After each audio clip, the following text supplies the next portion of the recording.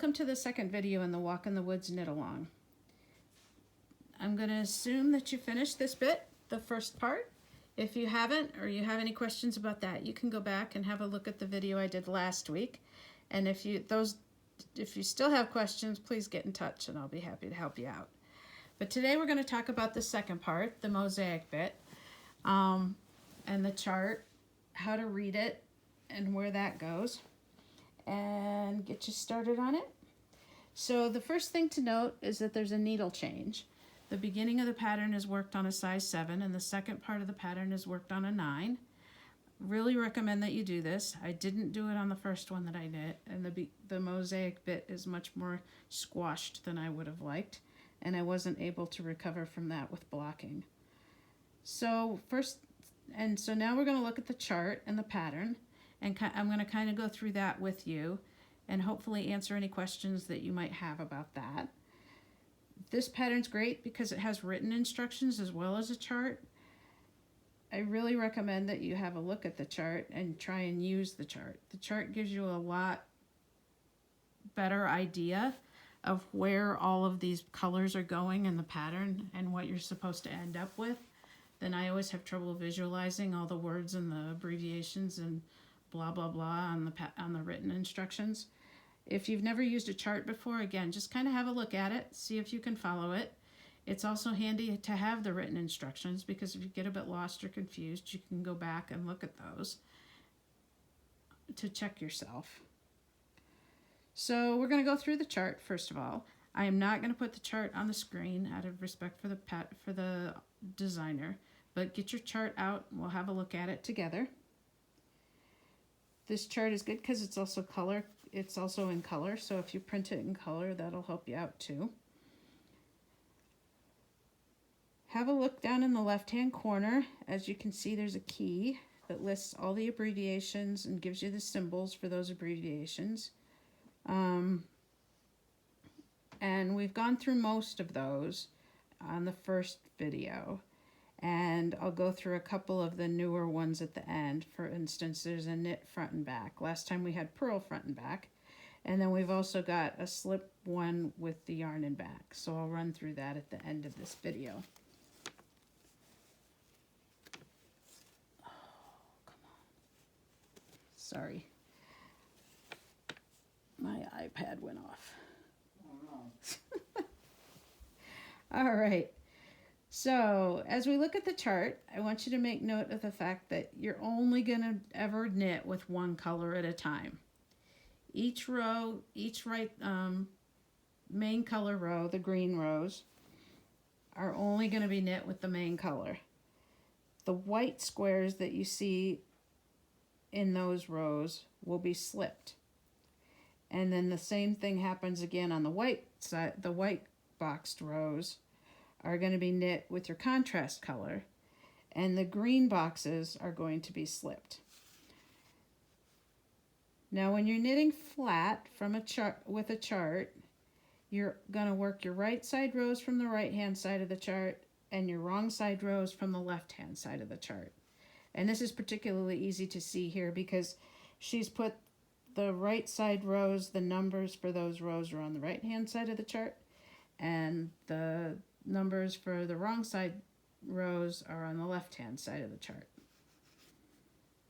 So I hope that is easy for you to understand.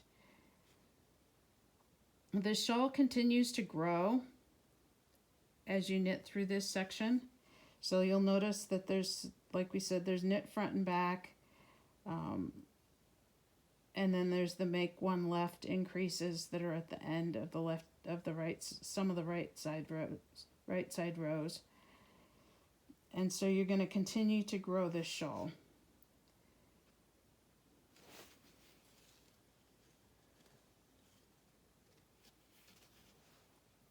So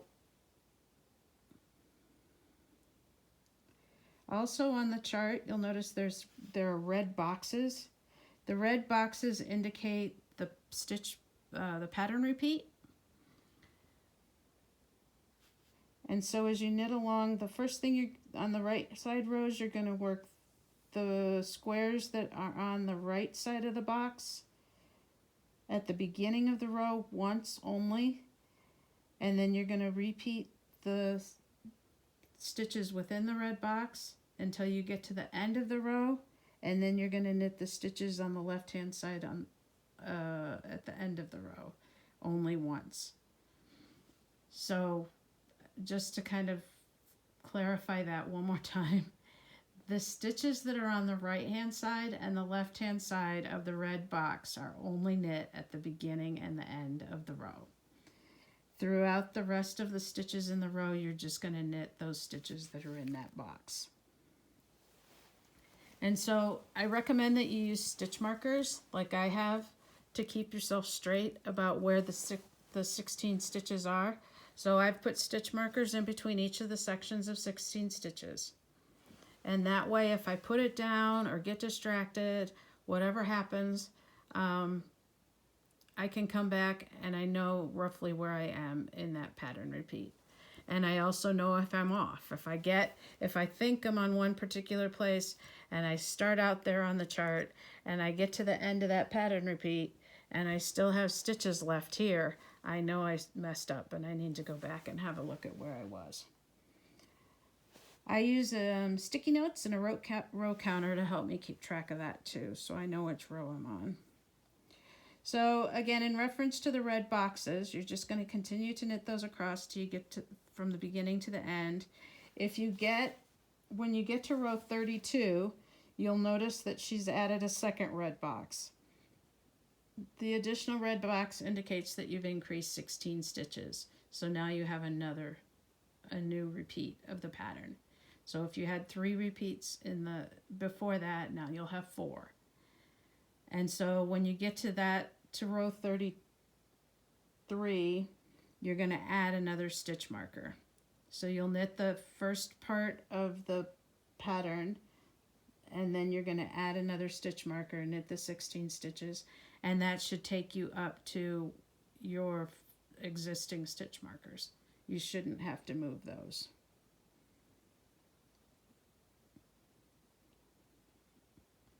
The designer also mentions in the pattern that she knit 2 full pattern repeats and then worked rows 1 through 10 again. And she also put in there which rows she suggests that you stop on before you begin the border. Okay. So now we're just going to run through the few stitches that were not in the beginning part of the pattern in part 1 that we went over last week. We're going to just run through those again.